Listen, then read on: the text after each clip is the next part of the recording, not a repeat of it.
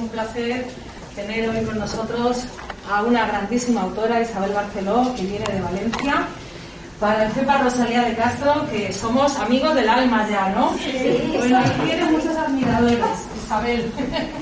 Bueno, y yo tengo que decir, yo la primera, que me enamoré de la literatura de Isabel hace ya años, y ello me llevó a establecer unos lazos de amistad que duran hasta el día de hoy, se han consolidado. Y bueno, habíamos hablado de hacerle un homenaje, lo primero con estos estandartes tan bonitos que nos ha traído Alejandro, de la belleza de Alejandro, y tenemos más sorpresas, pero ya irán siendo desveladas en su momento. Y algunos decíamos, podíamos venir con túnicas, ¿eh? Y diréis, mira por dónde ha salido. No, yo vengo a lo Lucrecia Borgia hoy, que presumía de sus orígenes españoles, ¿eh? Entonces le voy a rendir homenaje a Lucrecia Borgia. Eso, que hay más español que un mantón, y además le tengo mucho cariño porque viene de una peña flamenca. Bueno, Isabel Barceló Chico fue nacida en Sas, provincia de Alicante. Es licenciada en Filosofía y Letras, tiene un amor por el mundo clásico, por la historia, por la filología, pero su formación fundamental es en pedagogía. Por eso estas obras, que tienen un rigor y un estudio, una documentación tan importantes, nos las hace divulgativas, que lleguen al público, que da gusto leerlas, que te enganchan, que estás aprendiendo tanto, pero que no te das cuenta de que estás leyendo y pasando hojas y hojas y páginas y nunca se te hace pesado. Ella reside en Valencia, de allí venía hoy, de allí se nos va esta tarde, la vamos a exprimir al máximo. Bueno, ha compaginado y sigue compaginando su labor literaria con la de responsable del inventario. Eso lo ha compaginado durante tiempo. Responsable del inventario y control de bienes muebles del patrimonio histórico y cultural del Ayuntamiento de Valencia. Imaginaos, se ha aprendido con esto. Esto es muy interesante, le fue concedida en el año 2004 por el Ministerio de Asuntos Exteriores la beca Valle Inclán para una estancia de 6 meses en la Real Academia de España en Roma. Y allí pues se empapó de todo lo que había que empaparse. Ha publicado numerosos artículos, relatos cortos. Entre sus obras publicadas tenemos Descubriendo Tesoros, Los Museos de Valencia. Bueno, yo me voy a parar en estos libros que tenemos. Yo conocí a Isabel a través de un blog de literatura, en esa época floreciente de los blogs, donde yo soy Elena Clásica, y me enamoré de algunos escritos en boca de las mujeres romanas y de la voz que ella le estaba dando a las mujeres romanas, publicando historias desconocidas. Y a mí me enamoró desde el primer momento. Y entonces yo humildemente le escribí algún comentario y ella conectó a la primera conmigo. Digo, pero bueno, esta mujer es un encanto, ¿no? Con esa sencillez y esa humildad, pues nos hicimos amigas enseguida y hemos tenido la oportunidad de encontrarnos en varias ocasiones ya. Así que os la quería traer, por supuesto, para aprender mucho de ella. Bueno, mirad, para mí fue una impresión, en la primera novela que leí de ella, Dido, reina de Cartago. Están agotadísimas las novelas, hay que intentar editarlas como sea porque no se encuentran, es una pena. Bueno, aquella Dido, reina de Cartago, para mí fue una conmoción, la pasión en estado puro. A mí me transformó aquel libro. Después, La muchacha de Catulo, pues imaginaos, ella le da voz a Clodia, que ya está bien. Solamente habíamos escuchado la versión de Catulo en Su amor despechado, diciendo cosas de Clodia que eran falsas. Bueno, ya hay que reivindicar su historia, aquí la tenemos. Y yo os tengo que leer esta dedicatoria que me hizo ella, que hace literatura de la literatura. Dice, me alegra muchísimo haberte encontrado, Elena, dijo la noble Clodia. Te he visto entre la multitud y tu presencia me ha dado ánimos para enfrentarme a Catulo. Esto yo lo tengo como un tesoro. Bueno, revisiones también tiene de los mitos clásicos. Orfeo desciende a los infiernos, por ejemplo, que es una maravilla. Y hoy nos vamos a centrar en mujeres de Roma, y entre ellas en Lucrecia Borgia, ya del Renacimiento, pero bueno, son grandes mujeres cuya historia hay que rescatar. Las mujeres de Roma son las 44 y Lucrecia Borgia muy especialmente hoy entre ellas. Ya no quiero robar mucho más tiempo, solo una cosita, unas palabras que Pietro Bembo le dedicó a Lucrecia. Yo se las voy a dedicar a Isabel. A pesar de la belleza por la que en vano rivalizan contigo, la hija de Agenor y Helena de Esparta, secuestrada por el troyano Paris, sabes consagrarte a los estudios y a las artes delicadas, y no dejas que tu genio quede ahogado por el esplendor de tu belleza. Si declamas versos en lengua vulgar, semejas una muchacha nacida en Italia. Si tomas la pluma, escribes versos y poemas que son versos y poemas dignos de las musas. Y si a tus manos de marfil le place tocar el arpa o la cítara, resucitan con un arte delicado las notas tebainas. Si te place evocar las olas vecinas del pop, haciendo estremecer la corriente, merced al encanto de tus notas suaves. Si te place abandonarte a las danzas y saltar con pie ligero, al son de la música, oh, cuánto temo que de darse cuenta por ventura a algún dios, no te arranque furtivamente de tu castillo y te lleve sublimemente con un vuelo ligero por el aire, para hacer de ti, Isabel Barceló, la diosa de un astro nuevo. Es un privilegio.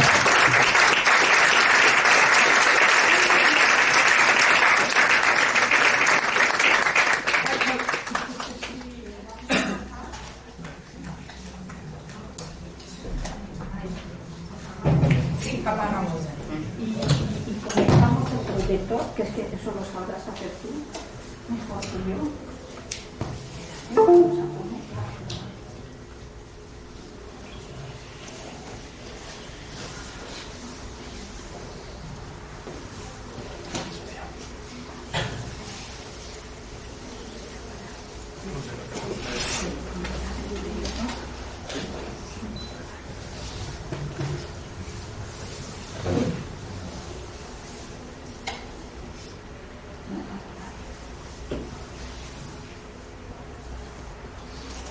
Sí, para un poquito a lo mejor.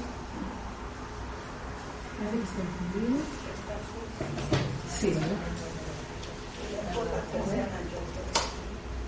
Ahí. Así. Expresiones, ¿o no? Sí, no me bajéis más, si no puedo. Es que yo no tengo nada. Es que no lo veo nada, hija mía. Yo necesito apuntes para. Así lo ves mejor, ¿no? Sí, sí. Ya ves. ¿Se oye? Sí, sí. Ah, estupendo. A ver cómo me pongo yo esto para estar cómoda. Bueno, en primer lugar quiero decirles, sí se oye bien, quiero decirles que para mí es un enorme placer estar aquí en el centro Rosalía de Castro, que ya visité hace 3 años. Antes del desastre. Sí, antes de ese desastre, que estuve aquí hace ese tiempo, y la verdad es que me dio mucha alegría cuando Elena pues volvió a invitarme, ¿no? a que compartiera con ustedes pues un tiempo de literatura, de disfrute, de conocer acerca de las mujeres. Yo tengo que agradecer al propio centro y a su equipo directivo, y en particular, claro, a mi queridísima Elena Pascual, Elena Clásica, compañera también de letras y grandísima amiga, que con su esfuerzo y entusiasmo también pues ha hecho posible el apoyo del Ministerio de Cultura para que pudiéramos tener hoy este encuentro. Yo les quiero invitar a dar conmigo un breve paseo por la ciudad de Roma y a descubrir en ella las huellas de mujeres del pasado, mujeres que vivieron experiencias que todavía nos interesa conocer porque podemos aprender de ellas, experiencias positivas y negativas, pero que necesitamos para comprender mejor y más cabalmente el pasado y también el presente. Mujeres sobre las cuales pues es difícil, por no decir imposible, encontrar información en libros de historia, en guías de viaje, en monografías, etc. Sí. Les hablaré de un momento crucial en la historia legendaria de Roma. Una vez fundada ritualmente la ciudad en lo alto de la colina del Palatino, a falta de mujeres, el fundador Rómulo y sus hombres tendieron una trampa a las poblaciones vecinas y les raptaron a sus muchachas jóvenes. La mayoría de ellas eran vírgenes, porque en aquella época llevaban una cinta de lana en la cabeza, las muchachas que todavía eran doncellas, ¿no? No les contaré la trampa que tendieron, porque eso lo tienen explicado en el libro y tendrán ocasión de leerlo, que tienen sus ejemplares ahí en la biblioteca. Pues bien, pasados casi 2 años desde ese rapto, los familiares de ella, los padres, los hermanos de ella, decidieron ir a rescatarlas por las armas, ¿no? Se habían entrenado, porque los romanos estaban fuertes en las armas, y ellos se habían entrenado y han preparado un ejército, y aquí que se presentan un día allí en uno de los valles de Roma con ánimo de rescatarlas. En ese tiempo muchas de ellas habían sido ya madres o estaban embarazadas, y cuando vieron desde lo alto de aquella colina donde ellas tenían sus cabañas, allá abajo, un ejército compuesto por sus propios familiares, les rogaron encarecidamente a sus maridos que no combatieran. Pero era una etapa sumamente belicosa. No me atrevería a decir más que la actual, pero diferente, pero era una época muy belicosa y ellos no les prestaron ninguna atención. Así es que se lanzaron a combatir contra este ejército compuesto por los padres y hermanos de ellas, ¿no?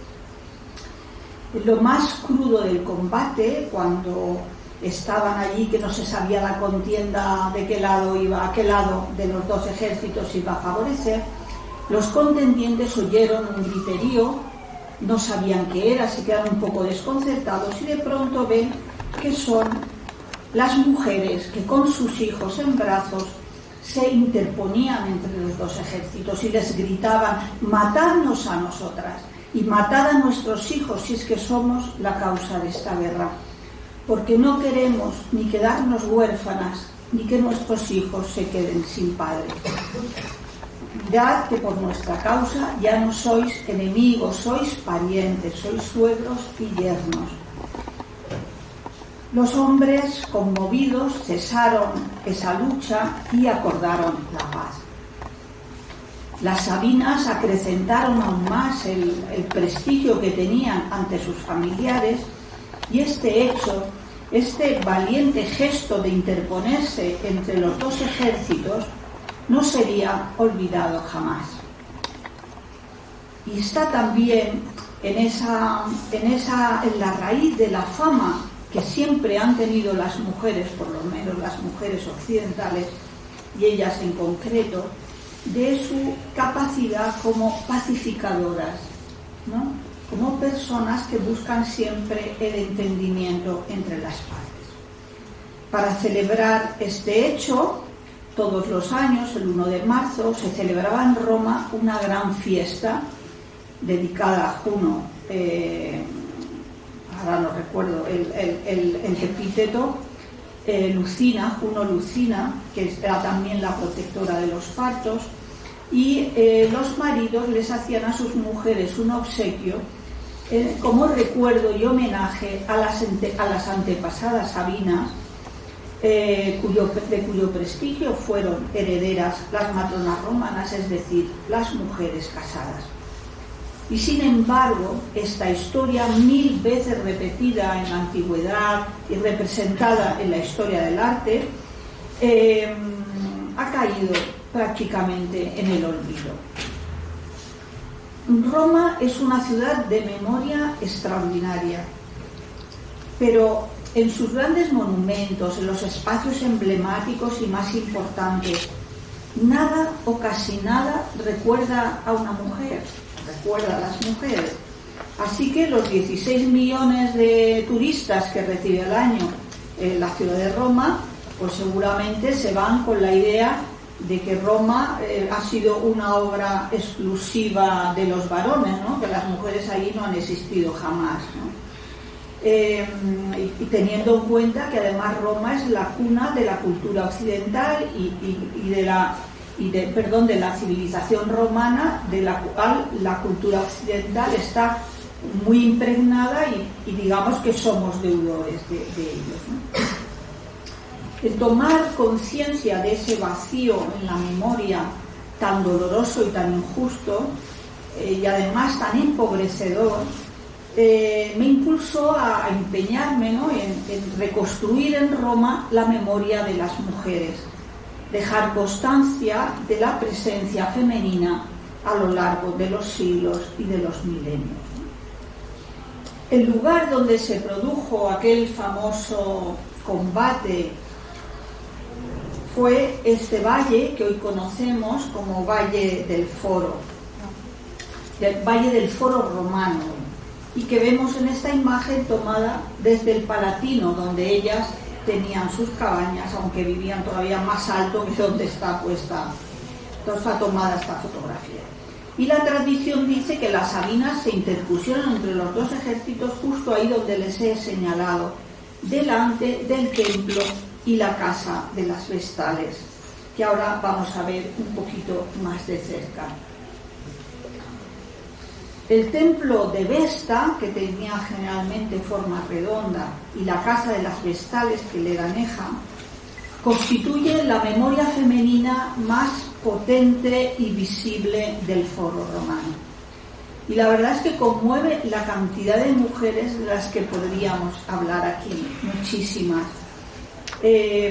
Como ven, el atrio de la casa, que eso era porticado, ¿no?, quedan todavía colocadas estatuas de Vestales famosas por su sabiduría y por su virtud. Vamos a detenernos en quién era la diosa Vesta. Era una divinidad antiquísima, arcaica, que era la protectora del hogar. Y en concreto ella era protectora de la ciudad de Roma y de todos y cada uno de sus hogares.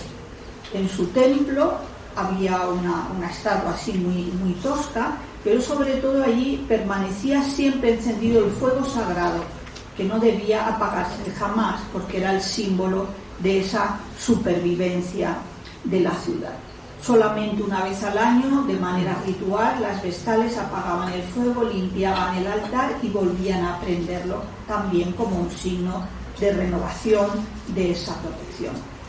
Del culto de la diosa Vesta se ocupaban las 6 vírgenes vestales que le estaban consagradas a ella. Estas mujeres eran elegidas para entrar al servicio de la diosa cuando tenían entre 8 y 10 años, y era siempre en sustitución de otra vestal que hubiera fallecido o que hubiera pasado ya los 30 años de servicio a la diosa, que estaban obligadas a prestar, tras lo cual ellas se retiraban a la vida privada, podían casarse, hacer lo que quisieran, ¿no? La verdad es que ellas participaban en muchísimos actos públicos, desde luego en los banquetes del Senado, asistían, porque digamos que prestaban también esos servicios sacros, además de mantener siempre encendido ese fuego sagrado. Ellas asistían pues a los espectáculos del circo, del teatro, etcétera. Yo les recuerdo que, por ejemplo, en el Coliseo, el actual Coliseo, que todavía está en pie, de las 4 entradas monumentales que hay, una de ellas es la Puerta de las Vestales y da directamente al palco de las Vestales. Eso nos da una idea de la importancia que tenía, porque era una religión del más alto nivel. Y ellas, desde luego, otra función que realizaban y que era muy importante era la custodia de los testamentos.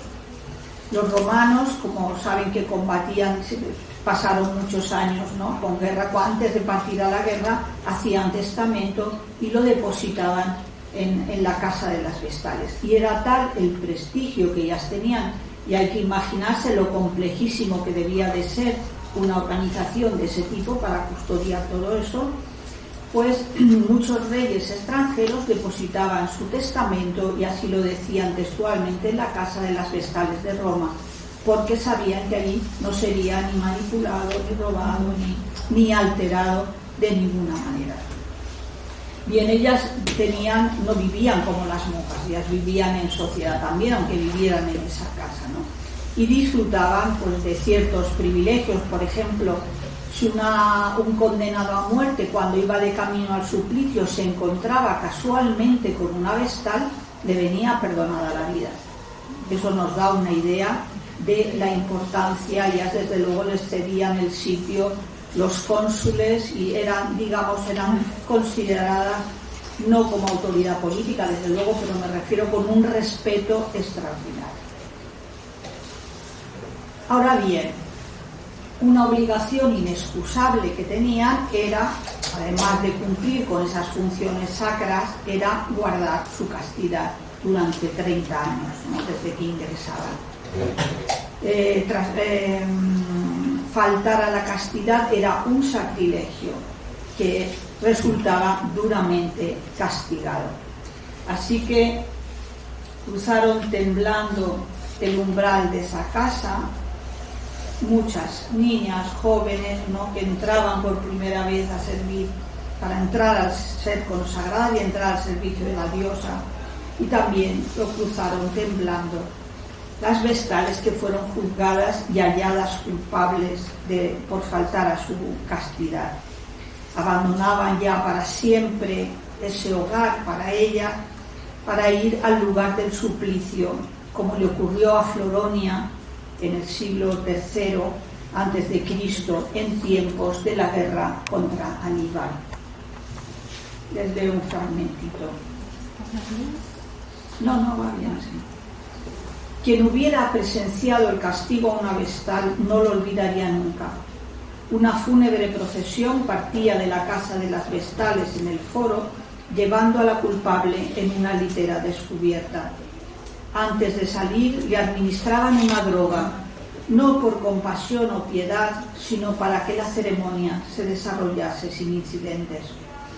Con los ojos entrecerrados y los miembros laxos, Floronia se balanceaba al compás del movimiento de los esclavos que transportaban a hombros su litera. Tenía la piel del rostro blanca, las ojeras profundas y violáceas, la boca reseca. Su cuerpo se negaba a obedecerle, blando e ingobernable, como si le hubieran extraído los huesos. Le gustaría hablar, gritar, pero no lograba emitir ningún sonido articulado, solo un lamento continuo y lastimero, semejante al aullido de las lobas al perder sus cachorros.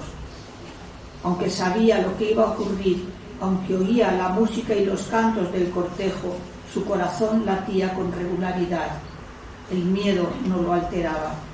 No existía el tiempo, no parecía avanzar en su mente, suspendida en un limbo brumoso, y sin embargo, su razón amortiguada le decía que corría con más velocidad que cuando daba y recibía besos ardientes. Así conducían a las vestales hacia el terrible castigo de ser sepultadas vivas. Cientos de personas pasan a diario por delante de ese templo y de la casa de las vestales, pero la mayoría ignora por completo que esa casa y las mujeres que la habitaron durante más de 1200 años fueron las garantes de la supervivencia de la ciudad, testigos y protagonistas excepcionales del devenir de la urbe. Aunque transformados, estos lugares que vemos aquí desde otro ángulo, desde también el foro, fueron transitados sucesivamente por mujeres de diversas épocas, de diferente extracción social, que vivieron experiencias pues muy diversas y en contextos socioeconómicos y políticos diversos también, y que sin embargo compartieron un mismo escenario vital. Así que por entre las ruinas que estamos viendo, a principios del siglo XV, pasaba a diario también otra mujer para dirigirse al templo que entonces se llamaba de Santa María Nueva, pues aquel era el lugar donde ella se reunía con un grupo de seguidores suyas. De cómo era entonces esa iglesia queda el testimonio de su torre románica que vemos aquí, que se yergue cerca del Coliseo, que lo ven al fondo, y está justo donde antaño estaba el templo de Venus y Roma. La vocación de Francesca era la de permanecer virgen toda su vida, porque era muy creyente, quería consagrarse a Dios. Pero sus padres, que pertenecían a la nobleza, pues siguiendo la tradición milenaria, ¿no?, de forjar alianzas mediante el matrimonio, la casaron a la edad de 12 años. Sí, pero eso era lo común, y aquí en España les recuerdo que hasta hace unos pocos años que cambió la ley, la edad legal de las mujeres para casarse eran los 12 años. Entregarse a su marido le generaba a ella tanto malestar y tanta angustia que cayó gravemente enferma, estuvo al borde de la muerte, pero finalmente se pudo recuperar de esa enfermedad y salió transformada. Tuvo la capacidad de convertir su frustración en una acción positiva, y a partir de ese momento se dedicó a socorrer a los más pobres y desasistidos, a curar a los incontables heridos y descalabrados en una Roma desalmada y violenta. Aquí vemos en una pintura que se halla en el convento, un convento que ella misma fundó, la vemos a ella asistiendo a un herido. Y vemos al lado un grabado que es de prácticamente 150 años después de ella, pero es un grabado del foro y nos puede dar una idea de cómo era ese espacio que ella atravesaba a diario y de cómo era la Roma en su tiempo, así como este fragmento de texto que les voy a leer. Francesca vino al mundo una mañana de 1384, en una época en la cual la miseria y la violencia eran las reinas de Roma. En las crudas noches invernales, los lobos hambrientos penetraban en los cementerios, escarbaban la tierra y desenterraban los cadáveres para devorarlos. No les faltaba comida, porque en aquella ciudad venida a menos, la existencia humana carecía de valor. El instrumento más usado por ese pueblo de campesinos, pastores y señores no era la azada, ni el silbato, ni las leyes, sino el cuchillo, mucho más expeditivo que las palabras para zanjar los problemas. La vieja urbe, antaño Caput Mundi, la capital del mundo, se sometía al imperio del más impaciente, del más rápido y hábil en el manejo de las armas. Antes se encontraría en sus calles a un asesino o a un ladrón bien adiestrados que a un médico. A esa degradación no era ajena una realidad política. Durante 73 años el papado se ausentó de la urbe y fijó su sede en Aviñón.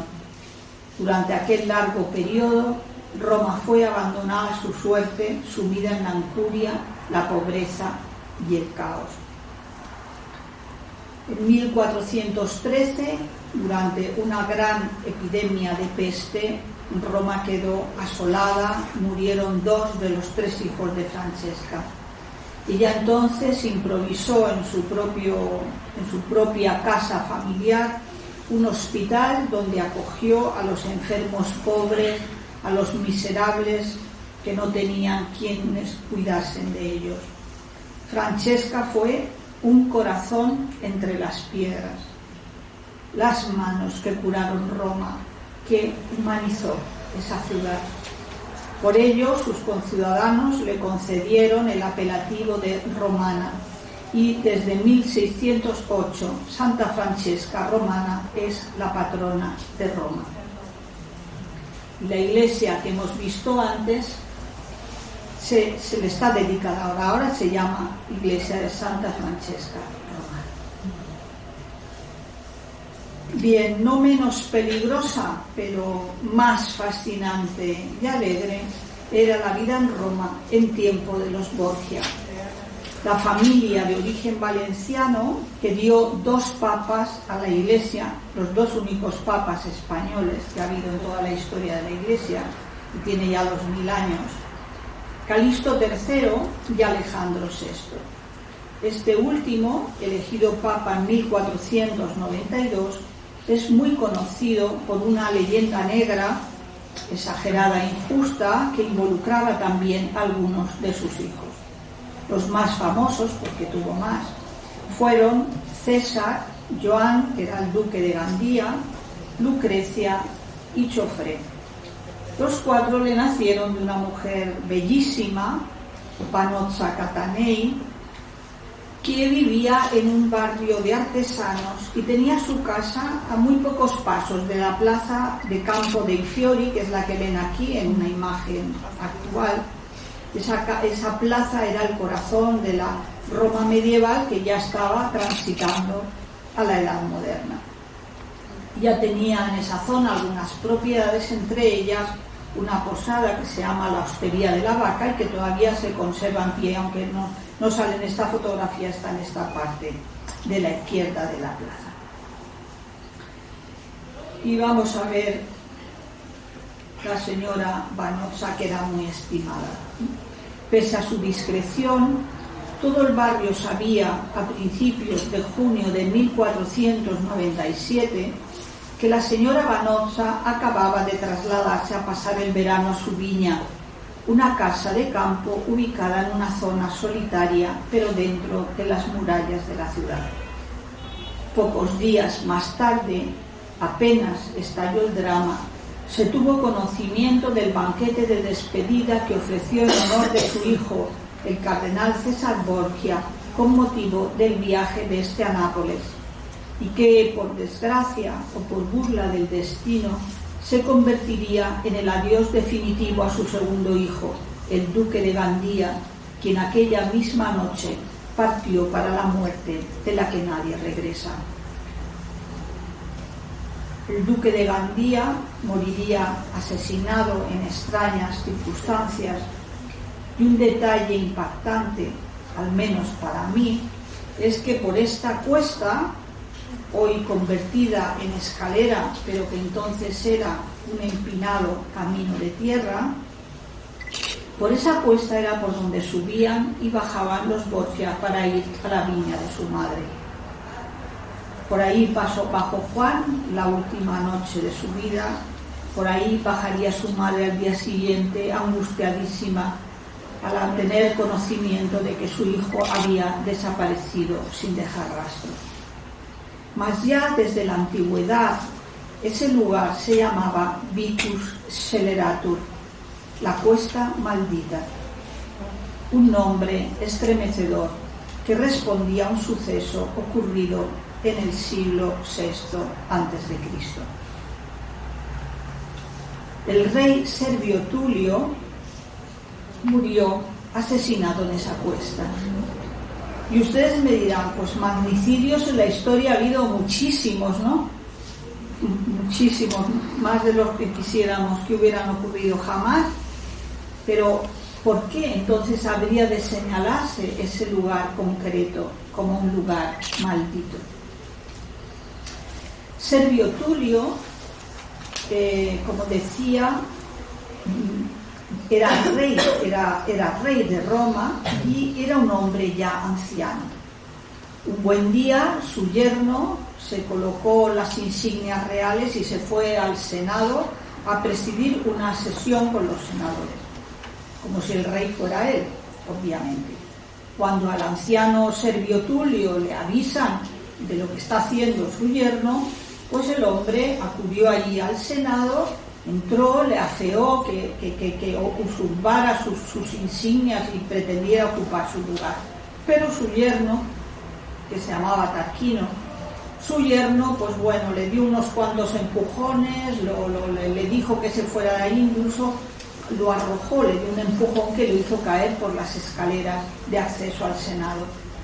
Y el anciano, pues visto que los propios senadores que estaban ahí dentro pues estaban conformes con esa usurpación, ¿no? Pues se dirigió hacia su casa, que estaba en la cumbre del Esquilino, de esa colina que hemos visto antes. La hija del rey, que se llamaba Tulia y era esposa del usurpador, en fin, al conocer la acción de su marido, pues se presentó enseguida en el Senado, en fin, a felicitar a su marido, ¿no? Como nuevo monarca, Y al saber cómo había quedado lo de su padre, le dice al marido: oye, no, aquí a los enemigos no hay que dejarlos con vida, y menos a estos que son tan populares, ¿no? Entonces el marido mandó a sus secuaces detrás de Servio Tulio. Estos hombres lo encontraron a mitad de esa cuesta, cuando ya el hombre subía esa cuesta, y allí mismo le quitaron la vida. También Tulia, ya cumplida la misión suya de felicitar a su marido y tal, decidió regresar a su casa, que también estaba en esa cumbre, ¿no? Tulia subió a su carro con la sangre hirviente. Disfrutaba íntimamente de ese momento, largo tiempo deseado, el instante en el cual empezaba su ascenso. Tantas horas de hablar y hablar a su marido, de quejarse de su blandura, de llamarlo cobarde e instarlo a la acción, acababan de dar fruto. Ya era la esposa del rey, la soberana de Roma. Loca de alegría, ordenó a la auriga fustigar a los caballos y conducirla a su casa en la cima del Esquilino. La excitaba la velocidad, quería sentir el viento penetrar en sus pulmones y agitar sus cabellos, igual que una bacante ebria de vino, favorita de los dioses. Tomaron el camino de la Subura y tras girar a la derecha para encarar la cuesta que ascendía al barrio donde se alzaba su casa, el conductor frenó bruscamente y contuvo a los caballos. La pasajera gritó: ¿por qué te detienes? El auriga, asustado, señaló hacia adelante. A mitad de la cuesta, atravesado en medio del camino y ocupándolo de un lado a otro, yacía el cuerpo sin vida del viejo rey. El vehículo no podía continuar. Ella clavó entonces las uñas en el brazo del esclavo. «Adelante, estúpido», aulló. Sus propias ropas se cubrieron de salpicaduras de sangre al pasar, dando gritos por encima del cadáver de su padre. Este acto de maldad causó un gran impacto y determinó el nombre de esa cuesta, que era, como decía antes, la que subían y bajaban los Borgia. Antes de acceder al solio pontificio con el nombre de Alejandro VI, nuestro Rodrigo de Borja, Borgia en italiano, fue el cardenal titular de la iglesia de San Nicolás in Carcere, así llamada porque estaba construida, según se creía, sobre 3 antiguos templos romanos que en la antigüedad se levantaban en un foro, que era una plaza, foro litorio, que era donde se vendían las verduras y las frutas. Y aquí aparecen en una reconstrucción que han hecho los expertos de cómo eran esos 3 templos en la antigüedad. Ven ustedes que están siempre, los templos romanos aparecen elevados, lo que se llama un podium, con unas escalinatas y tal. Y los romanos, que eran muy prácticos y ocupaban todo el espacio, pues al sobreelevar el templo dejaban bajo un hueco dentro del cual se utilizaba pues como almacén, se utilizaba para lugar de reunión, etcétera. Y según se creía, debajo del templo del centro se hallaba una cárcel, ¿no? Ven con una línea de bolígrafo que no es mía, eso es que está puesto así en la puerta misma del templo. Marcan esas líneas marca la ubicación del templo de San Nicolás actual, de manera que coge todo el templo del centro y parte de los laterales de cada uno de los templos a sus lados. Pues justamente ese del templo estaba dedicado a la diosa Juno Sospita, que quiere decir la salvadora. Y allí, como he dicho antes, se creía que había una cárcel. Pues ocurrió que a un hombre llamado Simón, por un delito que no conocemos, lo condenaron a morir de hambre. Él tenía una única hija, tiene un nombre un poco extraño, se llamaba Pero.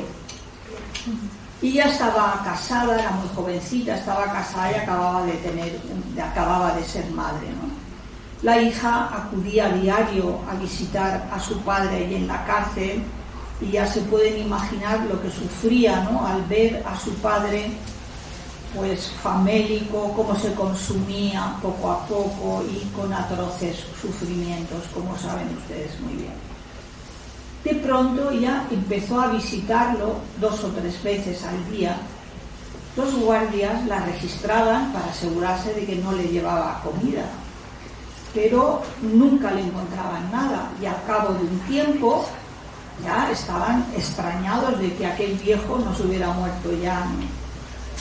Redoblaron el registro a la joven, pero siempre sin ningún éxito. Así es que un día, mientras la hija estaba dentro, entraron en la celda por sorpresa. Los carceleros quedaron pasmados, ¿no?, al ver aquella escena, pero se retiraron sin decir nada. Esperaron a que Pero saliera, y cuando lo hizo le dijeron que tenían que llevarla entre los jueces, porque lo que ella hacía era muy grave. Ayudar a un condenado a muerte, estaba condenado también con la pena capital.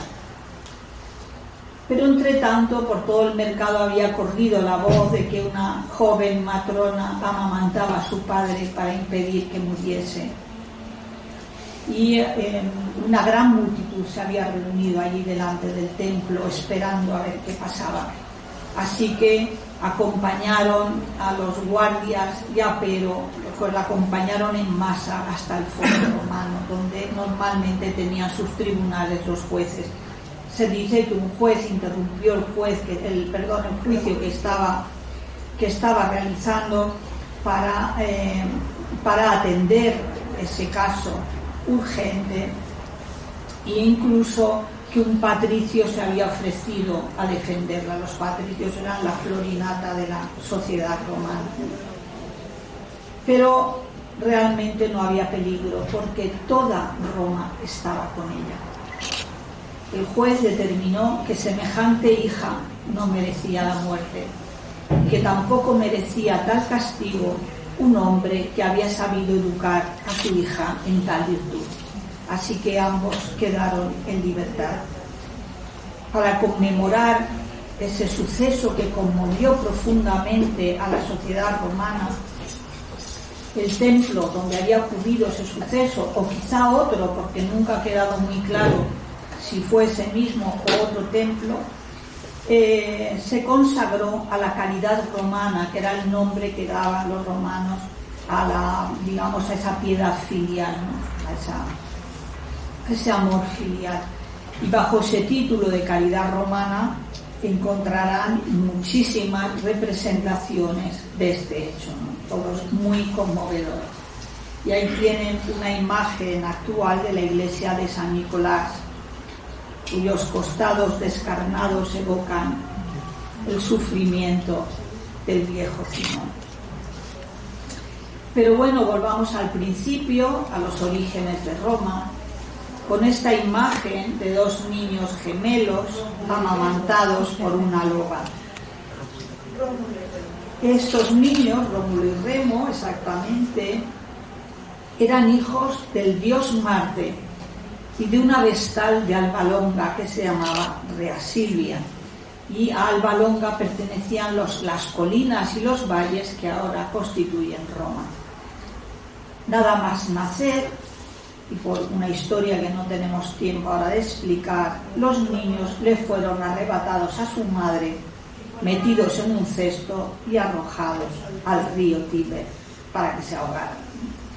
Los criados se encontraron que el río estaba crecido, arrojaron el cesto convencidos de que el agua lo arrastraría, pero ciertamente estaban ahí los dioses vigilantes y no permitieron que la corriente se los llevara. Así es que en cuanto bajó un poco el río, la cesta se movía aquí y allá, terminó por chocar con una de las laderas del Palatino.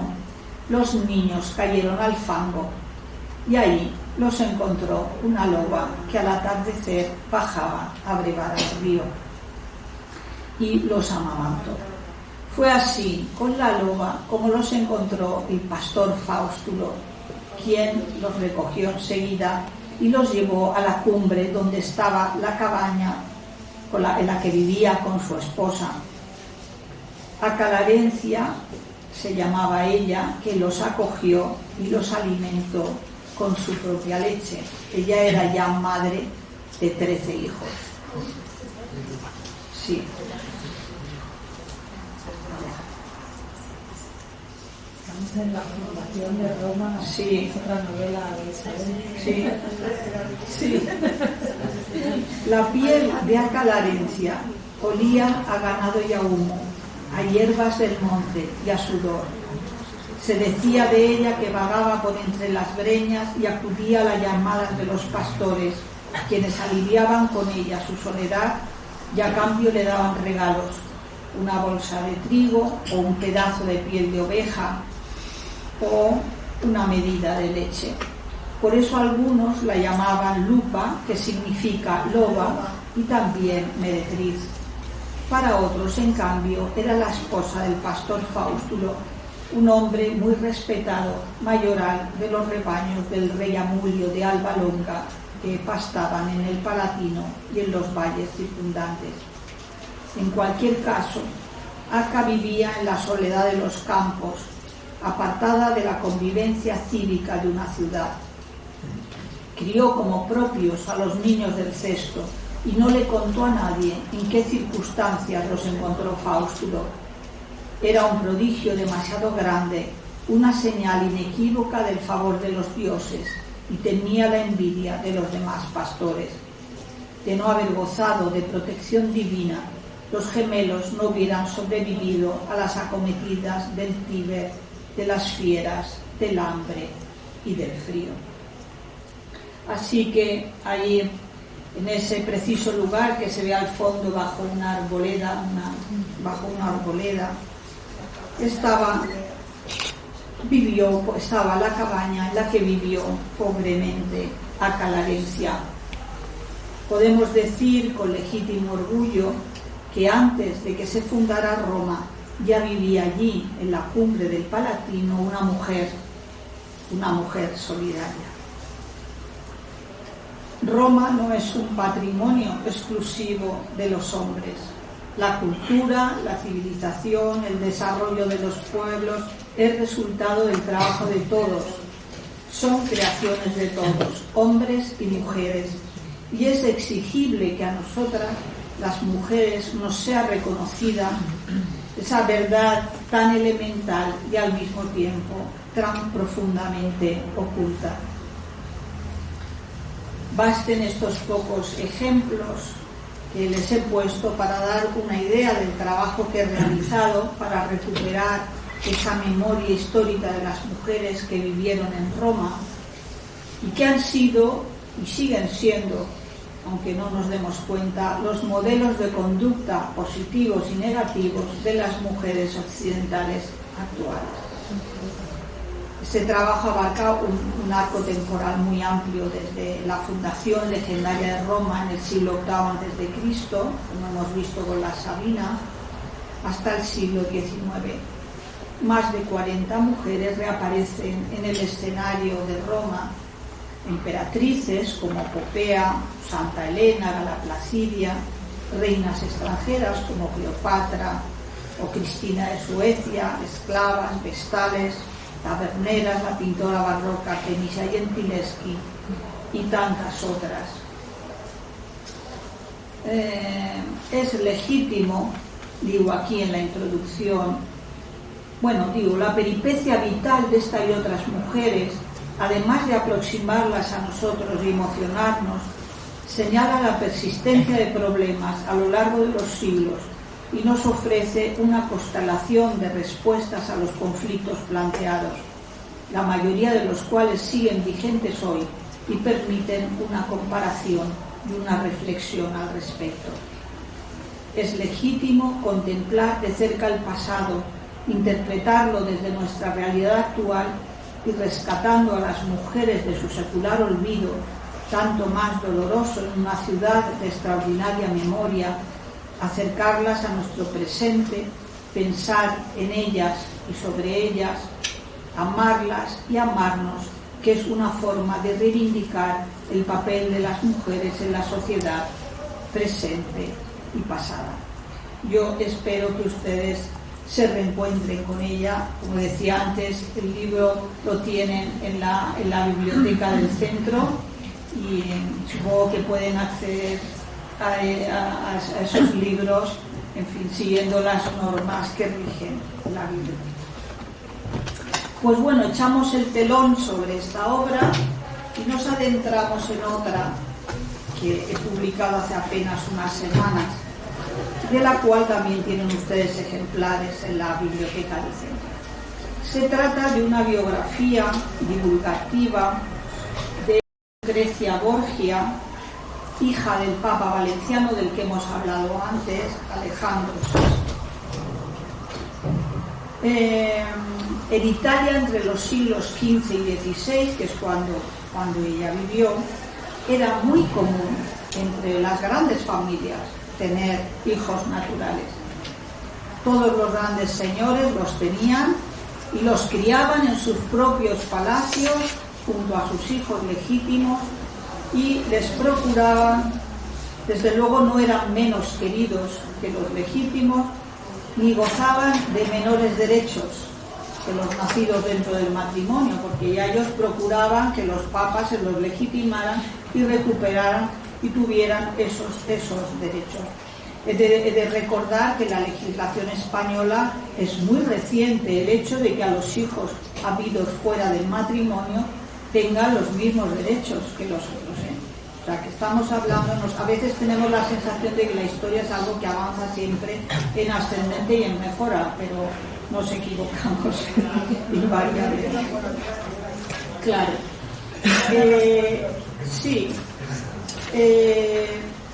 Muchos de estos hijos ilegítimos se convirtieron en reyes. No piensen que es que era... Aquí en España se vivía muy con esa legitimidad, pero en Italia, pues a mitad del siglo XV, todos los gobernantes eran ilegítimos, eran hijos naturales, no voy a decir legítimos, eran hijos naturales. También entre los hombres de iglesia se daba este caso. Hemos de pensar que un cardenal no es un cura, no es un sacerdote. Un cardenal es un príncipe de la iglesia. Es un príncipe de la iglesia y no tenía por qué tener las órdenes sacerdotales. De ahí que se pueden encontrar ustedes con que hubieran cardenales con 12 años o con 14 años, porque es un título que otorgaba el Papa y es como príncipe de la iglesia. Luego, más adelante, el que quería tomaba las órdenes sacerdotales, o como hizo el Papa Pío II, pues tomó las órdenes sacerdotales el día que lo eligieron Papa, ¿vale? Porque hasta entonces pues no las había tomado. Entonces yo esto lo subrayo porque Lucrecia, como sus hermanos italianos, nacen cuando su padre es cardenal. Hoy, la moral actual hace que se vea de una manera muy negativa esa etapa del Renacimiento. Pero esto nos ocurre en parte también porque todas estas vidas ocurren antes de la Reforma Protestante. La vida, la corte del Papa era la más alegre, la más compleja, la más jovial y la más rica de Europa. Eso era así. Entonces, la manera de vivir que tenían entonces era muy diferente de lo que ha sido luego. E incluso las jerarquías eran también diferentes, ¿no? Se podía tener un obispo de 12 años, porque no tenía que ser cura.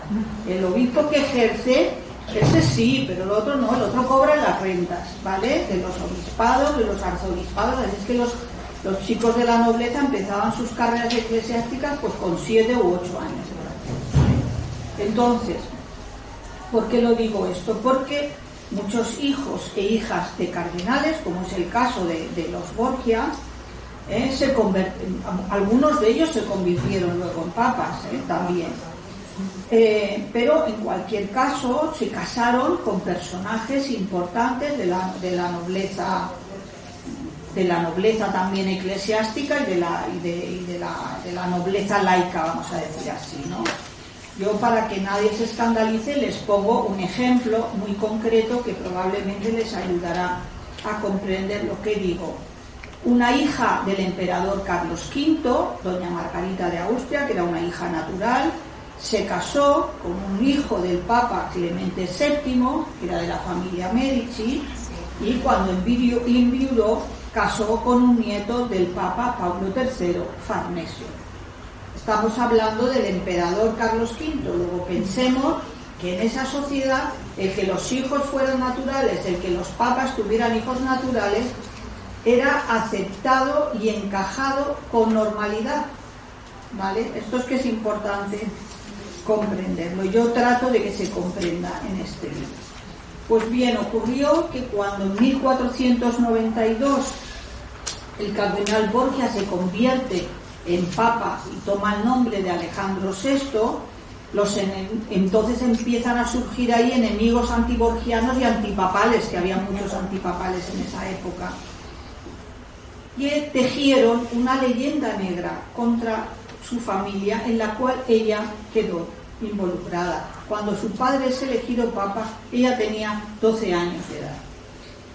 Con todo, el mayor daño a su reputación que sufrió Lucrecia fue ya en el siglo XIX, cuando el escritor francés Victor Hugo crea una obra de teatro que llamó Lucrecia Borgia, la hizo a ella protagonista y la convirtió en el paradigma de la mujer fatal, que es un invento del XIX, de los románticos del XIX, es decir, una mujer que arrastra a los hombres a la perdición. Y esto lo hemos visto en el cine, en las películas de cine negro americanas. Bueno, no, esa mujer que cualquiera que se acerca a ella, bueno, tiene que terminar mal por fuerza, ¿no?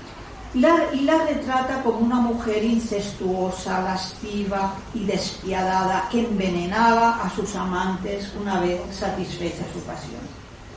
Esa obra teatral y la ópera del mismo título que compuso Donizetti, con el mismo libreto, calaron de tal modo en el imaginario popular que el nombre de Lucrecia Borgia, y si lo miran por internet les sale enseguida, lo verán fácilmente, se convirtió y sigue siendo hoy lamentablemente un sinónimo de depravación. Nada más lejos de la realidad histórica que yo en este libro pretendo desvelar. Es importante sacar estos documentos a la luz con el rival que lo hace Isabel, con ese nombre de Lucrecia Borgia a día de hoy. Sí, con esta leyenda negra. Sí. Y se reproduce con el cine, con documentales, con artículos, es inagotable. Y seguimos con la misma... Sí, con la misma cámara. Parece mentira que no nos podemos quitar del pasado, pero eso lo tenemos en la... Sí, ahí, bien presente. Sí. Pues bien, la pintura esta que les muestro es un fresco bellísimo pintado por Tinturicchio, que fue el pintor que decoró los apartamentos Borgia en el Palacio Apostólico del Vaticano, que por cierto en el Vaticano son los únicos apartamentos que tienen nombre del Papa. Los apartamentos Borgia, todo lo demás los irán con distintos nombres, pero ninguno con el nombre del Papa. Estaba en una de las estancias, estaba y está en una de las estancias secretas, que es como llamaban a las habitaciones que estaban reservadas para el uso del Papa, de sus familiares y sus invitados. La escena representa la disputa de Santa Catalina ante el emperador romano Maximino. La santa y luego mártir, que la ven ahí en pie, de rojo, ven que lleva como una manta. Bueno, luego les lo conté más de cerca. Está ahí de pie. Está en medio de más de 50 personajes que componen esa obra. Y esgrime ante el emperador y los sabios del emperador le está explicando las razones, y lo cuenta con los dedos, las razones que tiene para defender ella su fe cristiana. Aunque hay opiniones diversas entre los expertos, es posible que algunas de esas figuras estuvieran más o menos inspiradas en los hijos de Alejandro VI. A ver, esto es un... Esto lo puedo utilizar un poquito. A ver, ¿cómo le doy?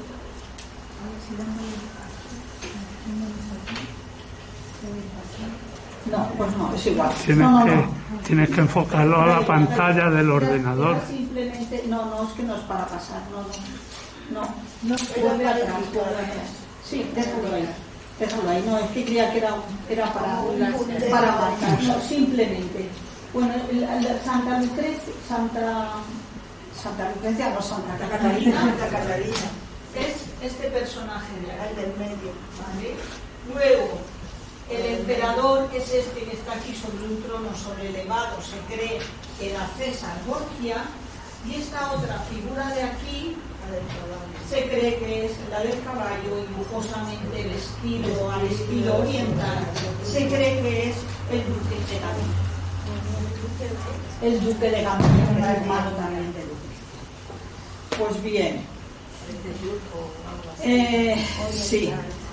Cuando, bueno, se cree que están por lo menos inspiradas en ellos, no es que a lo mejor no son retratos fieles, ¿no? Pero están inspirados en ellos.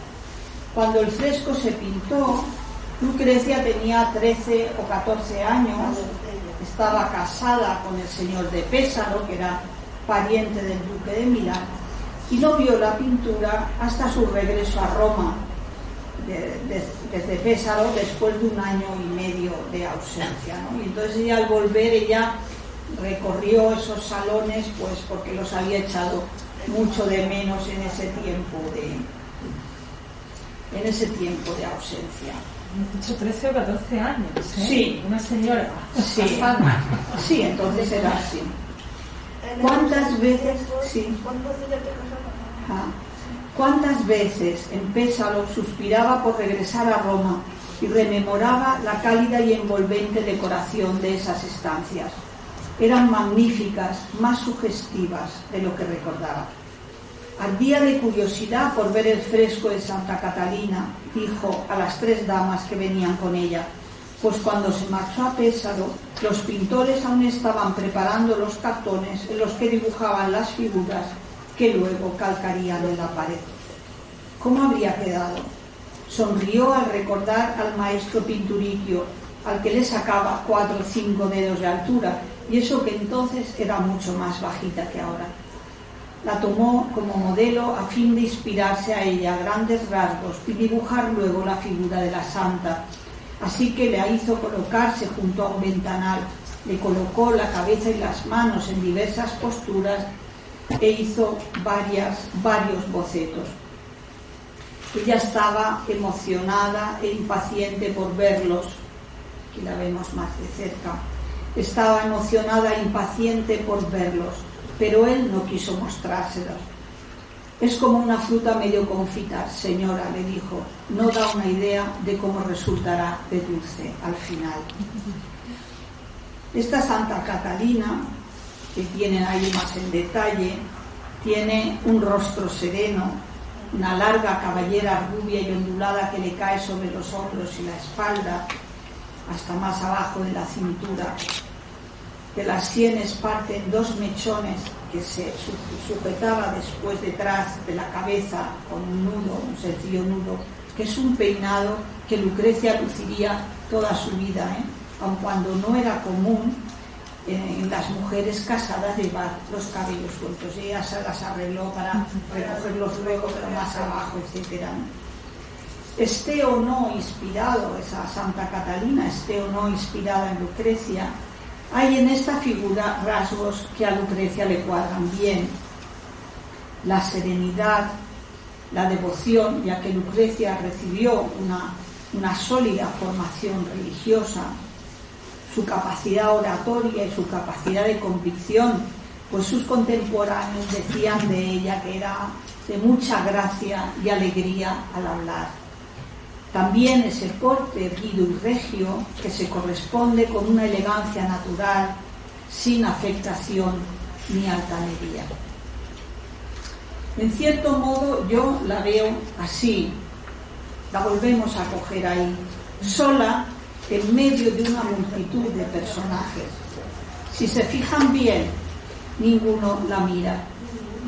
Unos se giran hacia el público, otros están leyendo un libro o hablan entre sí. Incluso el emperador Maximino mira hacia su izquierda, no la está mirando a ella. Esta pintura viene a representar, en mi opinión, lo que con alta frecuencia ocurre a las mujeres, y más todavía a las mujeres del pasado, que no se les presta atención. Es bastante difícil, salvo contadas excepciones, escribir la biografía de una mujer, porque ¿quién la mira? ¿Quién recoge sus palabras, sus acciones y no se fija solo en los posibles escándalos, ¿no? ¿Quién la describe en su vivir cotidiano? Todo eso suele quedar fuera del foco de los cronistas y de los historiadores. En el caso de Lucrecia, a esas dificultades ya citadas se suman otras. Una, desde luego, eran las fortísimas personalidades de los varones de su familia, su padre el Papa, su hermano César Borgia, que son conocidísimos, el duque de Gandía, en fin, y que con esas personalidades tan potentes ensombrecían todo el escenario a su alrededor. Y la otra dificultad es la leyenda negra, ya citada, que atribuía a los Borgia una ansia desmedida de poder, relaciones incestuosas y toda clase de crímenes, en todo lo cual la involucraron a ella de manera infamante. De todos modos, la leyenda negra de toda esa familia está, pero muy por revisar, y de hecho, en fin, ellos vivieron en un contexto en el que ellos no se singularizaron, en una palabra. Lo terrible de las leyendas negras y de las difamaciones en general es que cuelgan a la persona una etiqueta, ¿no? Y con ello ocultan al ser humano que hay detrás. Lo dejan como si fuera una cáscara vacía, como si se tratase de seres sin sentimientos, sin deseos, sin voluntad, sin objetivos, sin afectos, sin ninguna virtud, ninguna. Se las deshumaniza absolutamente. El reto, pues, es descubrir quién fue Lucrecia, cómo vivió ella los acontecimientos felices y desdichados que jalonaron su vida, cuál era su carácter, a quién amaba y por quién fue amada, a qué riesgos estuvo expuesta, cómo afrontó ella todos esos peligros. Ya les anticipo que ella tenía dos cualidades que la sostuvieron a lo largo de su vida, que fue una vida brillante y a la vez llena de escollos. Una de esas cualidades era su alegría, y la otra el optimismo, la confianza en sí misma, la confianza en el futuro. Ella amaba muchísimo a su familia de origen, a sus hermanos y a su padre. Era una familia que estaban unidos como una piña, en exceso a veces, ¿no? Porque a veces esa unión tan potente pues pone interferencias. Su padre de alguna manera quería realizar en sus hijos sus propios deseos, ¿no? Y eso tiene, como saben ustedes, sus riesgos, ¿no? Pero entre ellos ya digo que se querían muchísimo. Y para el Papa, Lucrecia era su ojito derecho. Esto le escribió Lucrecia a su padre cuando se fue a Pésaro, cuando se marchó a Pésaro, y le escribía una carta para contarle cómo habían llegado, etcétera. Pero el momento era singular, porque los ejércitos franceses estaban a punto de entrar en Italia por arriba, por el norte, por el ducado de Milán, para ir a conquistar Nápoles. Iban a atravesar la península entera. Entonces todo el territorio pues estaba lleno de soldados de distintos ejércitos, ahí porque Italia estaba dividida en gran cantidad de estados, entonces unos estados estaban a favor de unos, en contra de otros. Bueno, la verdad es que Italia fue un guirigay. Ya en esa época pues Francia había reunido el poder en una sola mano, en España se había reunido el poder en una sola mano, en Inglaterra, y en Italia no se unifica hasta mitad del siglo XIX, ¿no? Entonces estaban en un momento en que la propia ciudad de Roma está llena pues de espías, de partidarios de unos, de partidarios de otros. Era una ciudad peligrosísima, peligrosa habitualmente, pero en estas circunstancias más. Y esto le escribe Lucrecia a su padre: hemos sabido que actualmente Roma lo pasa muy mal, de lo cual todos hemos tomado grandísimo disgusto y tristeza por estar vuestra santidad allí. Así que suplico encarecidamente a vuestra beatitud que se marche, y que si no le viniera bien partir, que se mantenga muy cuidadoso y en guardia. Y esto vuestra beatitud no lo impute a presunción mía, sino al grandísimo y cordial amor que le tengo. No estaré de buen humor mientras no tenga frecuentes noticias vuestras. Eso le decía Lucrecia a su padre cuando tenía ella 14 añitos. ¿No? Todas las personas que la conocieron a lo largo de su vida dijeron de ella que era una persona muy afectuosa, dulce y tranquila. Cualidades, desde luego, que no abundaban en su época. Estamos acostumbrados todos a ver el Renacimiento a través de las artes, las maravillosas pinturas y esculturas, la arquitectura, la música, la poesía. Todo nos remite a la belleza, a la armonía y la perfección. Pero esa era una aspiración del alma, no era la realidad. La realidad era una sociedad violenta, una península itálica dividida y sumida en graves conflictos, deslealtades, alianzas que duraban con suerte unos meses, guerras.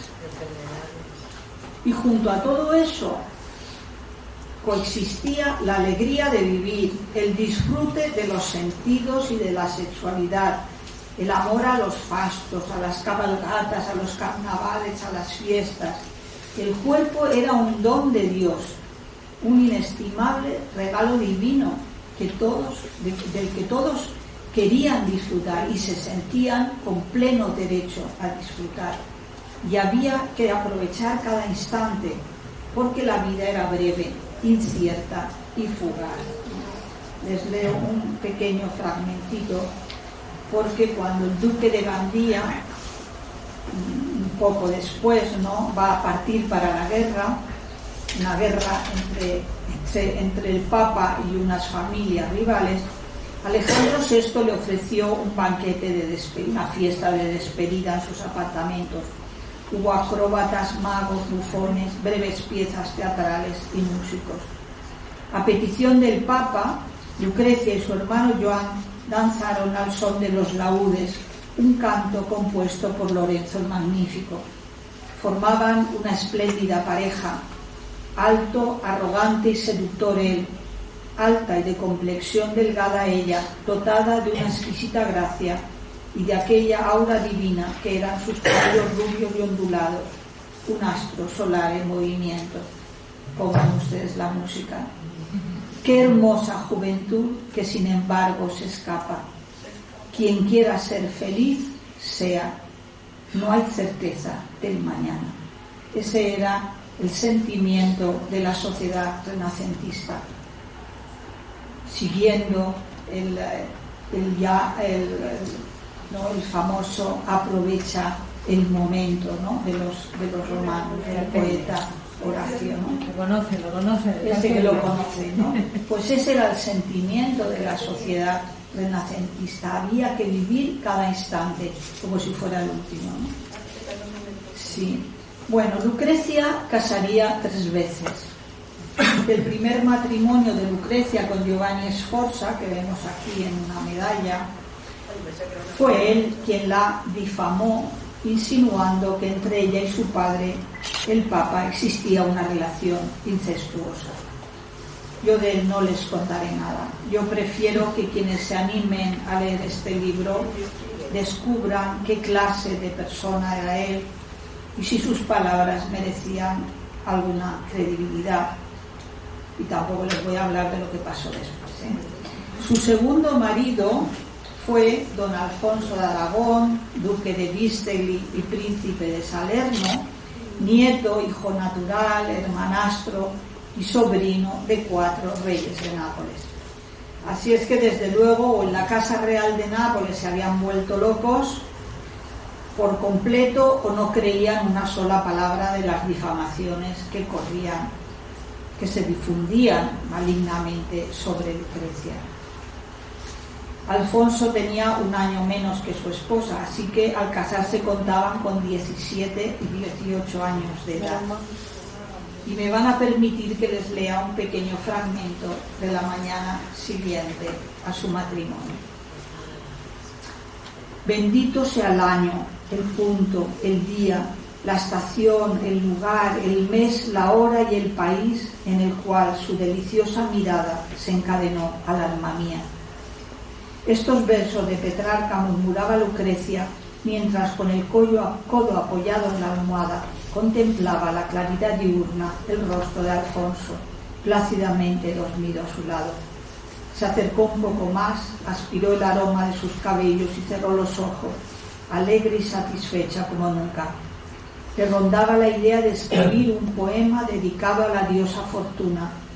No conocía a nadie que hubiera recibido de esa divinidad tal regalo, amar y ser amada por el propio marido. Ese matrimonio feliz y breve terminó trágicamente. Si hubiera de definir a Lucrecia con una sola palabra, les diría que fue, vamos mal de tiempo. Sí, claro, te iba a decir, Isabel, si podíamos, Vale. sobre todo para abrir un turno de preguntas que Vale, quería... pues entonces simplemente les diré, les muestro el retrato de su tercer marido, que es este, porque ella ya cambia y se marcha a Ferrara. Con el tercer marido sale ya de Roma y del área de influencia de su familia. Lo que ocurrió fue que en Ferrara, al quedar fuera ya de los focos de Roma y de todos los que la habían criticado, parece que la vida de Lucrecia discurrió casi sin, digamos, un poco como en sombras, casi un poco como inadvertida para esos señores. Entonces lo que ha ocurrido es que muchos de sus biógrafos, cuando llegan a esa parte de su vida, que son 17 años en los que ella fue duquesa reinante de Ferrara, Modena y Reggio, en ese periodo de tiempo,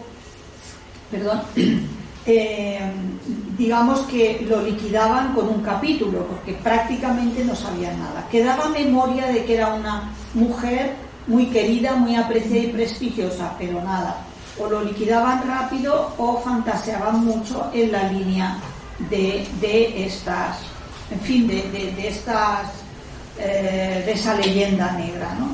Entonces yo la suerte que he tenido ha sido acceder a unos documentos que hasta ahora eran bastante inaccesibles, que son las cartas que quedan de ella, que ella misma escribió, ¿no? Entonces, a través de esas cartas y de otras noticias, de otras de otros, pues he podido reconstruir bastante bien esa segunda parte de su vida, que ocupa prácticamente la mitad del libro. Y ciertamente de ahí emerge una Lucrecia sorprendente, inesperada, y una mujer de la que yo creo que ya los españoles tendríamos que sentirnos muy, muy orgullosos, porque fue una grandísima princesa del Renacimiento. Probablemente, aunque no nació en Valencia sino en Italia, pero era muy valenciana y se sentía muy española, pues es la valenciana más universal del Renacimiento y probablemente de toda la historia. Bueno, pues gracias por su atención y vamos a dar turno de...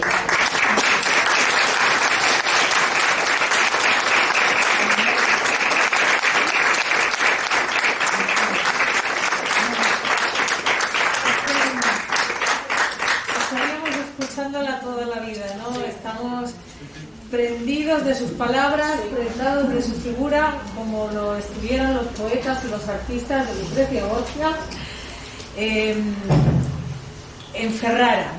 Y por ejemplo, antes de abrir este turno de preguntas, voy a comprometer aquí a un maestro del arte.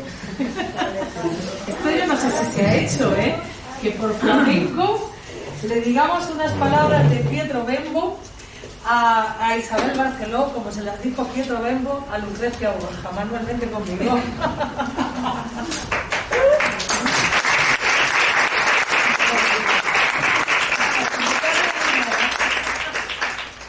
Bueno, son unos versos solamente de Pietro Bembo. Yo creo que vamos a ser originales, ¿verdad? Mira, ¿quieres que suba aquí con el... ¿No te falta el micrófono, Manuel? Con el micrófono... No hace falta. El manto de Lucrecia.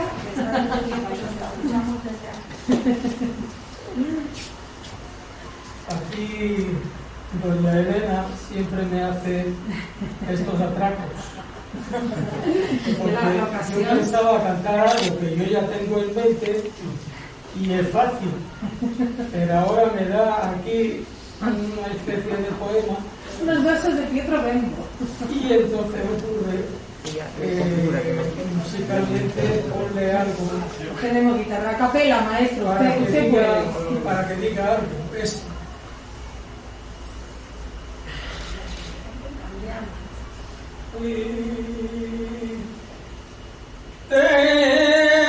temo que algún día te debe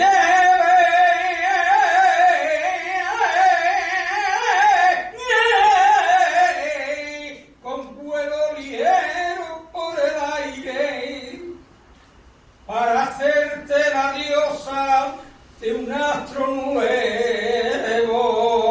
Yo siempre me vuelvo hacia ti, como el girasol se vuelve hacia el sol.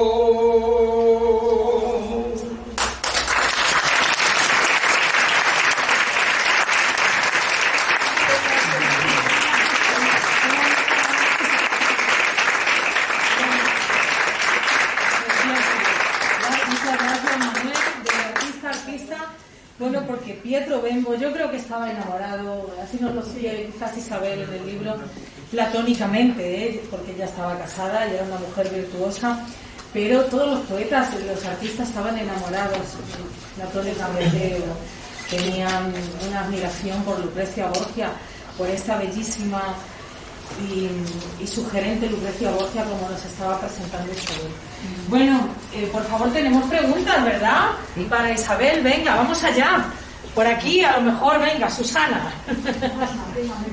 Venga, muy bien, vamos a aprovechar. Yo quería preguntarla, de todas las mujeres de las que ha escrito, ¿cuál es la que más le ha llegado a usted o cuál es la más le ha gustado? Bueno, a ver, a mí todas ellas me han importado y con todas ellas me he identificado bastante. Con algunas es muy difícil identificarse, sobre todo cuando hacen cosas que nos resultaría, no nos gustan. Pero en general me gustan todas. Ahora, de las mujeres de Roma, del libro Mujeres de Roma, pero es una de las que más me ha conmovido siempre, ¿no? Porque yo soy una persona que he querido muchísimo a mi padre y el comportamiento de ella me impresionó muchísimo. Esa es una de las que me gustan a mí. Y desde luego de Lucrecia, pues estoy fascinada con ella, sí, porque para mí ha sido también un gran descubrimiento. Ha sido un gran descubrimiento. He descubierto una mujer mucho más valiosa de lo que yo intuía que podía ser. Sí. Muy bien. Más preguntas por aquí, Fernando. Hola, señora Barceló. Felicitaciones por su conferencia. Gracias. Y luego yo, en su labor de investigación sobre Roma, ya que fueron los creadores del derecho romano, ¿había alguna reseña en favor de la mujer o el feminismo romano en aquella época? Porque, ¿qué pensarían unos padres cuando nacían sus hijas? ¿Que estaban predestinadas a qué? Bueno, a ver, eso es una pregunta un poco difícil de contestar. Hemos de pensar que el feminismo ya es una idea que nace en el siglo XIX, no podemos aplicarla a tiempos pasados, pero sí,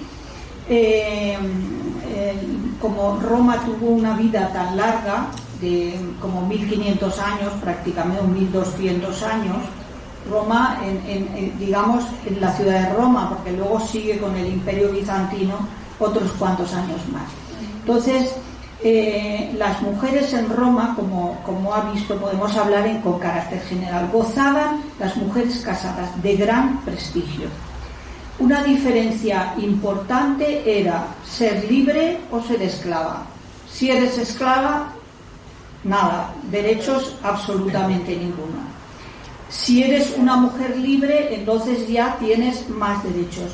Las mujeres no participaban en política, pero eso no quiere decir que no fueran influyentes. Ellas trataban de influir en sus familiares varones. Y a poco que lo piense usted, o si conoce algo de la historia de Roma, verá como muchos de los emperadores alcanzan el poder a través precisamente de sus esposas.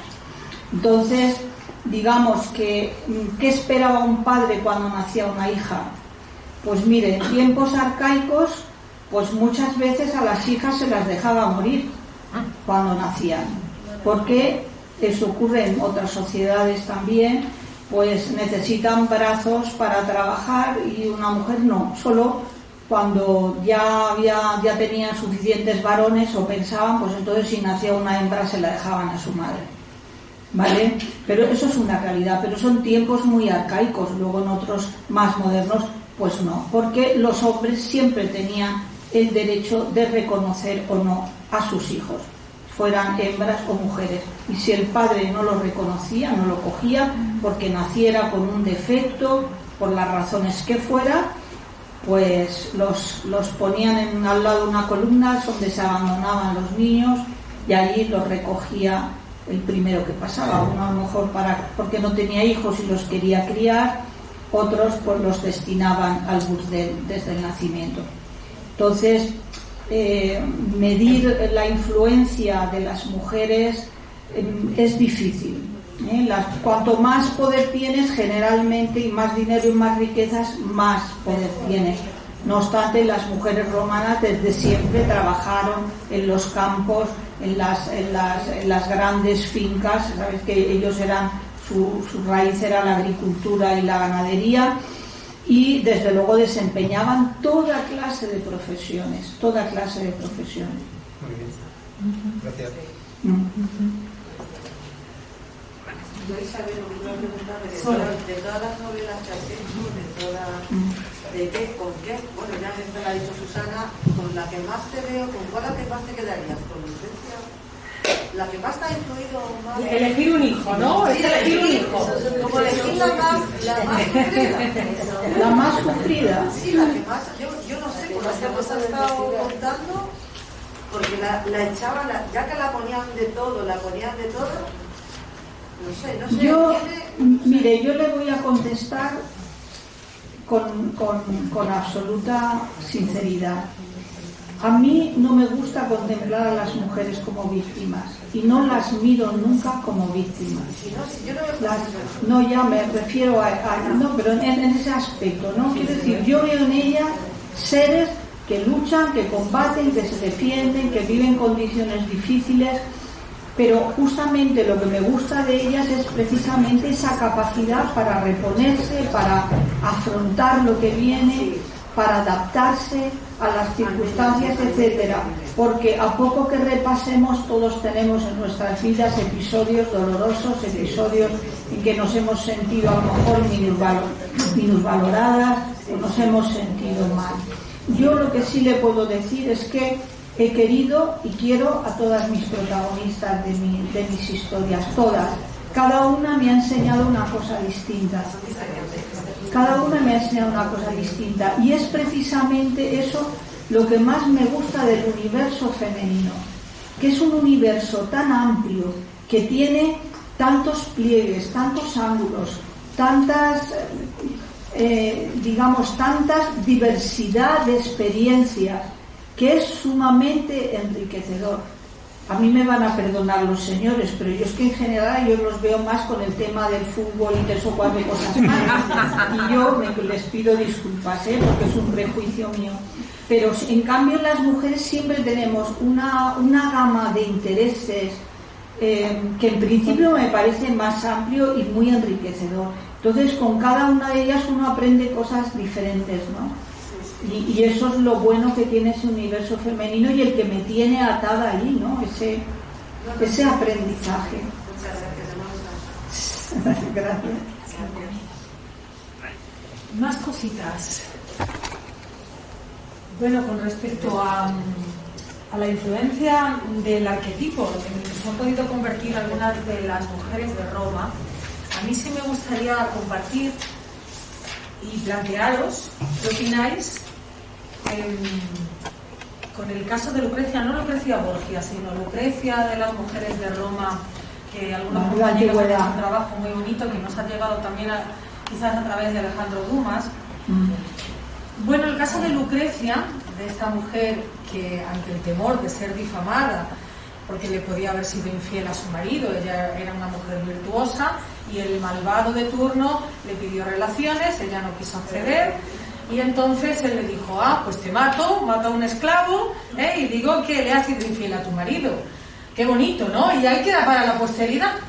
Y ante esta amenaza, pues ella se vio obligada a someterse a esas relaciones. Y después, ya cuando pudo aclarar la verdad, me ha pasado esto, yo no quería en absoluto tener relaciones con nadie, yo no le he sido infiel a mi marido, pues me mato ahora para que quede ya mi imagen bien limpia. Esa necesidad de limpiar su honra, aunque ella hubiera sido víctima de tantas circunstancias, puede ser hoy en día todavía un modelo de necesidad de mujer, puede haber quedado ahí. Eso es una reflexión, ¿no? ¿Qué os parece? ¿Quién quiere aportar algo a este respecto? Yo creo que todavía hay casos. El siglo XXI. Yo digo, en los que una mujer a lo mejor tiene que demostrar, incluso, digo, por las noticias que estamos escuchando últimamente, porque no hay día que no desayunemos con algún acto de violencia y estamos aburridos ahora de una manada, de otra manada, violaciones, no sé yo si... Bueno, a lo mejor podemos hacer una reflexión. Esto se ha convertido en un arquetipo, en una necesidad. La mujer tiene que demostrar su inocencia, como hizo esta Gentileschi, ¿no? Artemisia. Es otro caso de las mujeres de Roma. Bueno, a ver quién dice algo. Y si no, que nos aporte su luz Isabel.